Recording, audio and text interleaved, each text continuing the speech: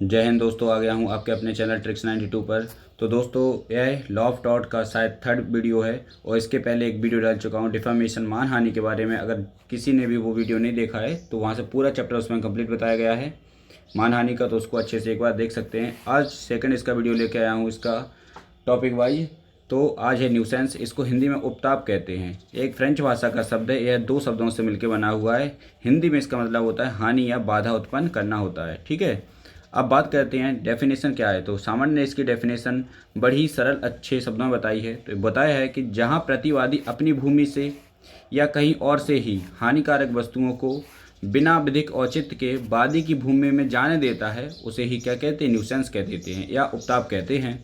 ठीक है, अब जैसे कि अपनी भूमि से जैसे क्या किया जा सकता है, जैसे कि धुआं हो गया, दुर्गंध हो गई है, गैस वगैरह हो गई, शोरगुल हो गया, बिजली हो गई, बीमारी कोई जीवाणु वगैरह हो गए, लाइट हो गया, क्या हो गया, प्रकाश, ऊष्मा हो गई यानी हीट, यानी दूसरे की भूमि जब जाए देता है उसे हम उपताप कहते हैं। यहाँ पे और भी एग्जाम्पल हो सकते हैं, तो इसको अच्छे एक बार देख सकते हैं। ठीक है, अब बात देखते हैं कि डॉक्टर विनफील्ड के अनुसार इसकी डेफिनेशन क्या है। तो डॉक्टर विनफील्ड ने इसको बताया है कि न्यूसेंस किसी व्यक्ति के भूमि के या उसके ऊपर या उससे संबंधित किसी अधिकार के प्रयोग या उपभोग में अवैध हस्तक्षेप है। एक प्रकार का क्या है, जब दूसरे की भूमि में या कोई भी सामान पहुंचाना, भले वो किसी विधि के औचित हो, तो उसमें क्या होता है, उपयोग अवैध होता है, हस्तक्षेप के बिना किसी के में पहुंचा देना। ठीक है, तो यह विनफील्ड ने भी काफ़ी सिंपल डेफिनेशन बताई है।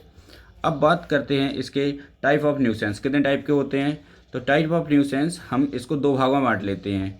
एक होता है पब्लिक और कॉमन न्यूसेंस, एक होता है पब्लिक और कॉमन न्यूसेंस। इसको हम कैसे देखते हैं। और दूसरा होता है प्राइवेट न्यूसेंस, तो उसको भी अच्छे से देखते हैं। तो पब्लिक माने लोक या सामान्य न्यूसेंस होता है, दूसरा होता है प्राइवेट न्यूसेंस होता है। ठीक है, जैसे कि बात कर लेते हैं, अगर एक कोई पब्लिक की बात कर लेते हैं पहले। मान लो कोई सड़क है और सड़क पे एक गड्ढा बना दिया गया है, तो जितने भी व्यक्ति इसमें आएंगे, इसमें जितने व्यक्ति आएंगे वो सभी में इसमें चोट हो सकती है। तो एक लोक न्यूसेंस यानी सामान्य न्यूसेंस होता है। और प्राइवेट न्यूसेंस वो होता है कि जब पर्टिकुलर किसी एक व्यक्ति के बारे में बात कही जाए, उसे कोई हानि हो रही है पर्टिकुलर एक व्यक्ति को, तब वो प्राइवेट न्यूसेंस में आ जाता है। ठीक है, आई होप इसको समझे होंगे। अब देखते हैं लोक न्यूसेंस या सामान्य न्यूसेंस क्या होते हैं। तो इनकी डेफिनेशन को अच्छे से देखते हैं, पब्लिक और कॉमन न्यूसेंस को। कि ऐसी भूल जिससे आघात या खतरा, रुकावट या परेशानी जनता या लोगों या समीप के रहने वाले लोगों को उसके लोक अधिकार के प्रयोग को करने में उत्पन्न होती है, लोक न्यूसेंस के अंतर्गत आते हैं। मतलब वो सब चीज़ें जैसे कि आघात पहुंचना, किसी को खतरा पहुंचना, किसी चीज़ से रुकावट आना, परेशानी होना, ये सभी क्या है, लोक न्यूसेंस या सामान्य न्यूसेंस के ही डेफिनेशन में आ जाते हैं। आई होप इसको समझे होंगे। इसमें नोट देखते हैं, नोट में क्या लिखा है। तो नोट में लिखा है कि ऐसा संभव है कि एक ही कृत्य प्राइवेट न्यूसेंस व लोक न्यूसेंस दोनों ही हो सकते हैं। जैसे कि अभी हमने आपको एग्जांपल बताया था, जैसे कि कोई एक सड़क है और सड़क पे यानी ये सड़क पे गड्ढा बना दिया, तो सभी के लिए ये क्या है, एक लोक न्यूसेंस हो जाएगा। लेकिन जब कोई पर्टिकुलर व्यक्ति यहाँ पे अकेला जाएगा, जब कोई पर्टिकुलर व्यक्ति अकेला जाएगा और बता देगा कि मुझे इस गड्ढे से पर्टिकुलर अन्य की अपेक्षा ज़्यादा हानि हुई है, तो कहीं ना कहीं प्राइवेट न्यूसेंस में भी आ जाएगा। तो ऐसा संभव हो सकता है यहाँ पे कि एक जो लोक न्यूसेंस होता है वो एक प्राइवेट न्यूसेंस भी हो सकता है, बस उसको साबित करना पड़ेगा। ये हमारे धारा यानी सेक्शन आईपीसी के सेक्शन 268 में बताया गया था। इसका पनिशमेंट वो 290 में बताया गया है। तो आई होप इसको भी अच्छे से एक बार देख लेना। ठीक है, लोक न्यूसेंस 268 में, उसको सजा का प्रावधान इसका 290 में दिया गया है, दंडनीय अपराध है जी। ठीक है, अब बात करते हैं अपने केस आता है पक्कल बनाम री आमासामी गणपति। ठीक है, यह देखते हैं इसमें क्या था। तो नमक के कढ़ाई को तालाब में रोकने हेतु याचिका लगाई थी यहाँ पे। ठीक है, अब बात करते हैं इसके लोक न्यूसेंस में केस फाइल कैसे कर सकते हैं। तो लोक न्यूसेंस में अगर बात करते हैं तो आर्टिकल नंबर यहाँ पे 165 आता है। और लोक न्यूसेंस कैसे फाइल कर सकते हैं, तो इसमें क्या होता है, एडवोकेट जनरल यानी कि महाधिवक्ता होता है। दूसरा, दो या दो से अधिक व्यक्तियों द्वारा इसको लागू कर सकते हैं, दो या दो से अधिक व्यक्तियों द्वारा इसको लागू कर सकते हैं। आई होप इसको भी समझे होंगे। और अब बात करते हैं इसके नेक्स्ट इसके टॉपिक की, और बात करेंगे इसके नोट में क्या लिखा है। तो आर्टिकल 226 ये क्या बताता है। तो आर्टिकल 226 के तहत याचिका प्रस्तुत करने की शक्ति होती है। आर्टिकल 226 के तहत याचिका प्रस्तुत करने की शक्ति होती है। आईपीसी के सेक्शन 133 व 134 133 व 134 कार्यवाही या लोक न्यूसेंस को समाप्त करने की शक्तियाँ बताता है। ठीक है, अब आगे देखते हैं इसमें इसके फैक्ट हैं, इसको अच्छे से देख लेना है यहाँ पे। ठीक है, अब देखते हैं इसके प्राइवेट न्यूसेंस क्या होते हैं। तो प्राइवेट न्यूसेंस को देखते हैं।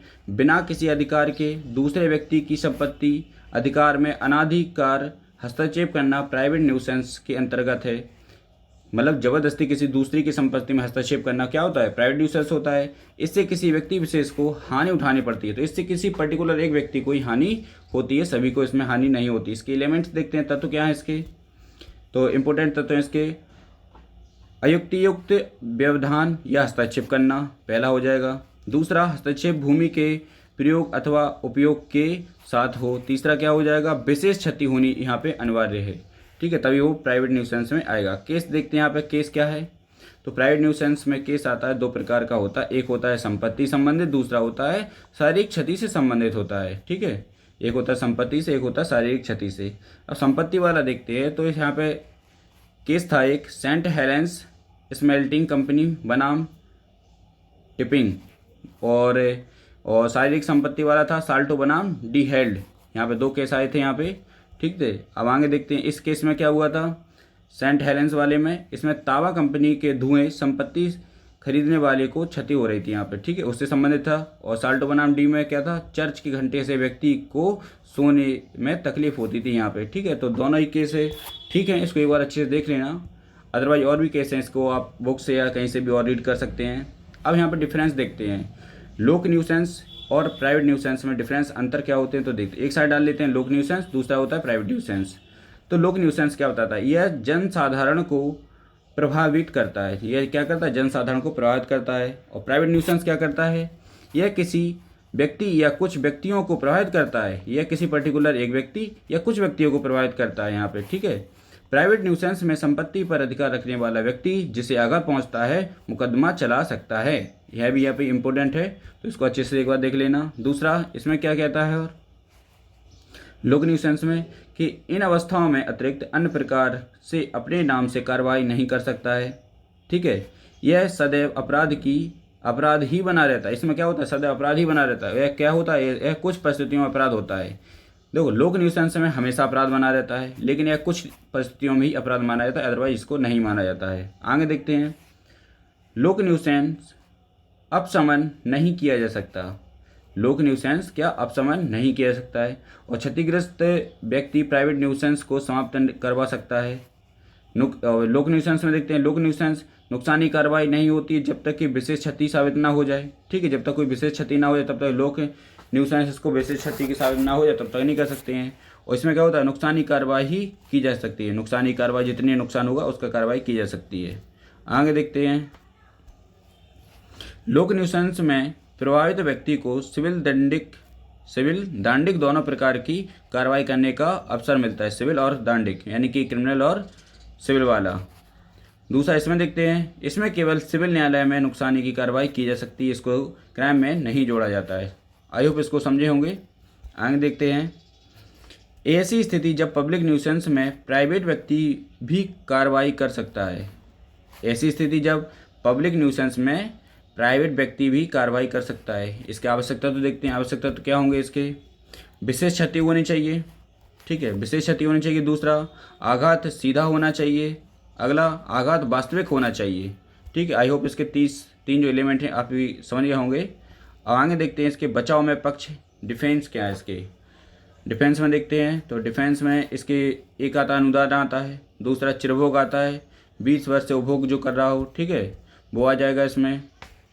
और कानूनी अधिकार प्राप्त होना वो भी इसमें आ जाएगा। ठीक है, अब यहाँ पे केस था स्टेज बनाम ब्रिजमैन का, स्टेज बनाम ब्रिजमैन। तो इसमें क्या था, तो मशीन के प्रयोग से डॉक्टर को परेशानी हो रही थी। यहाँ से मशीन के प्रयोग से डॉक्टर को परेशानी हो रही थी स्टेज बनाम ब्रिजमैन में। अब आगे देखते हैं इसमें क्या और क्या था। अब है न्यूसेंस के विरुद्ध उपचार कौन कौन से हैं। तो उपचार यानी कि रेमेडी के बारे में बात करते हैं। न्यूसेंस के विरुद्ध उपचार जो होते हैं, एक आता है इसमें काफ़ी हैं, तो अच्छे से देख, 3 आते हैं इसमें पॉइंट। एक आता है उपशमन, इसको एबेनमेंट बोलते हैं।